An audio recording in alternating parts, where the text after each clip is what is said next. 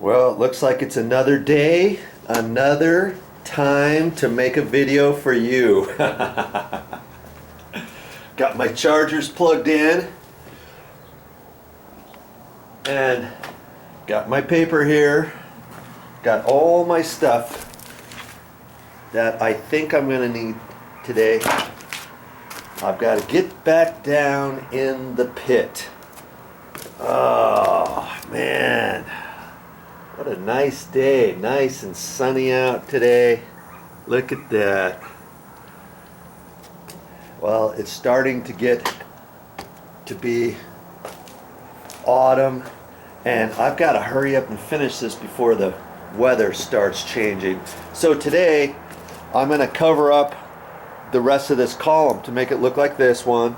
I put the backing in there and everything, and then I can put the rest of the 2x6s like these over here, so I can put those top plates in, attach that, put a 2x6 there on the inside, put one over there, and then I've got to get ready to start working underneath the stairs. I've got the stringers that need to come up and be attached. So I've got my hands full today. So if you want to come along,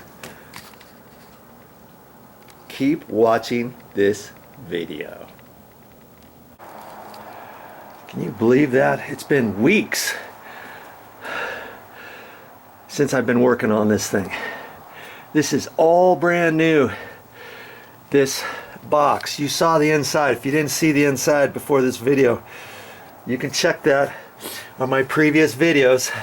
I just cut this piece of OSB plywood, put it in here, and I had some 8 vinyl sinkers. They're 8D 2.5. They call them common nails, but I call them vinyl sinkers because they have a little bit of green on it. It lets them go in a little bit easier. That's what they always used to use when I was younger to frame houses and put plywood up and all kinds of stuff.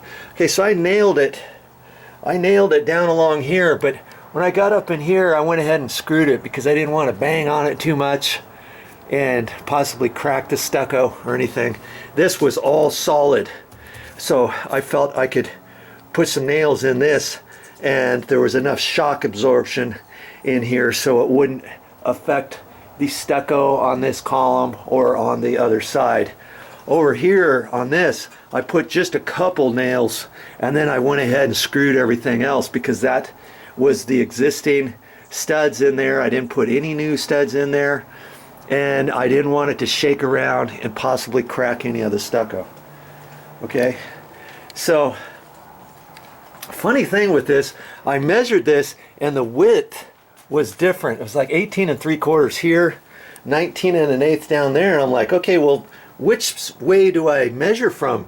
Because if I measure from one way and cut the other, and if it's plumb the opposite direction, it's still not going to fit. So I took my level on here, and I got my level here, and so I checked this side here, and see the bubble, it's between the lines, and that's pretty close. And you look on this side, see it's off, and so you would think, oh, that's not that far off, but see, this level, if this level's 30 inches long or 2 feet long, and it's off almost 1/4 inch in 2 feet, then in 6 feet it's going to be off 3/4 of an inch. Do you see what I'm saying? So the importance of getting it plumb. Now this was existing, and so obviously there was nothing I could do with that, and so I measured off of here. I took a piece of paper and make the marks. I had an actual notch in there to do, and so I used this side as the straight side of my plywood. Then I measured everything off this way, and the angle is cut over here. It fit right in. It fit right in. Okay, the top was off a little bit, off a level, that top piece, and I knew that, but I can fill that. That's going to be fine.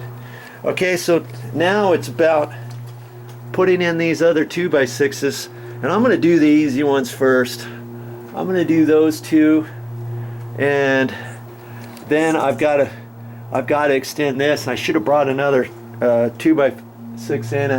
Actually, I think I can use that one right there. And I had some of these pre-cut at the store. These were 63 inches, and so I made them 64 inches, and I got them out of a double piece. How did I do that? See, sometimes at the store they'll cut different things for you. So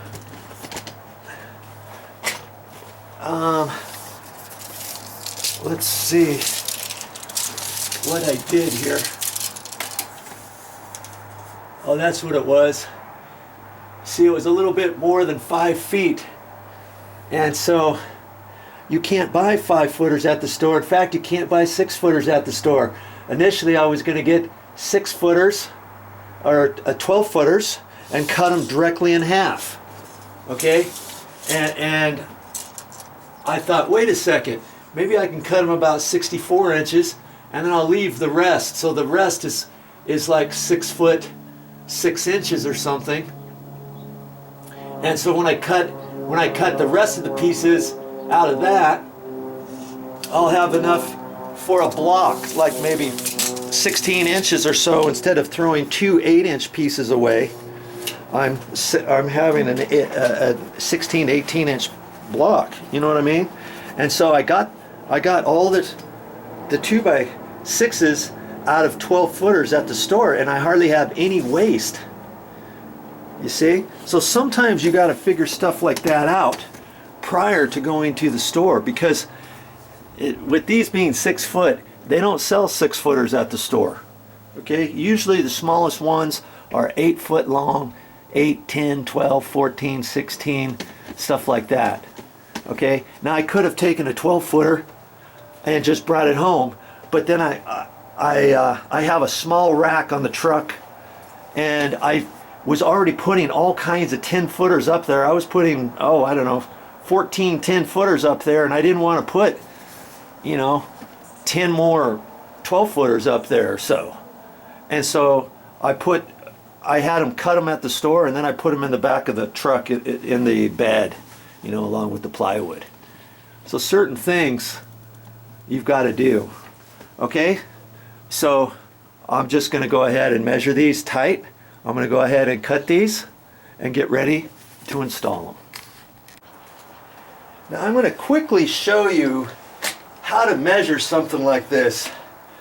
You've got your tape, and I just pull the tape measure out like that, and then I'm going to grab it and flip it upside down. Okay? And then I'm going to hang on to that and just keep doing that. Okay? So I can go like that, set it down on the bottom plate, and look up there, and it's 62 7/8. That's easier. I mean, you can do this way too. You can push it up like that. When you're like this, you got to get your knee up there, let your knee pull it down, and then you got to look down. And sometimes you have to measure like that. But if it's up over my head, I like to just set it down there and look up there. And look right at the point, 62 7/8.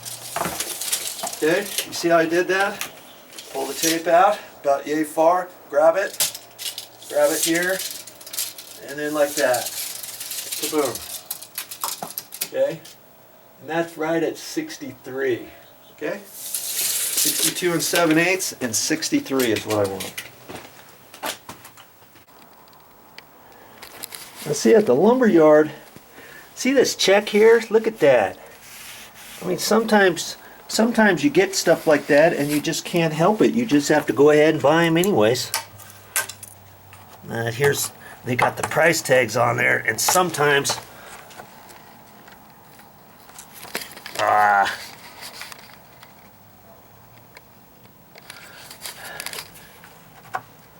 sometimes you get real close to the end and you don't want your blade to cut that off. You probably can, but sometimes the staples are really strong. But anyways, I had these that were already cut 64, and I've got to shave off an inch off them, so I'm going to cut them off of this end, and that's okay that they're cracked. I'm going to stick them back in the corner. But see, these 64s were better. No cracks on them at all. See that?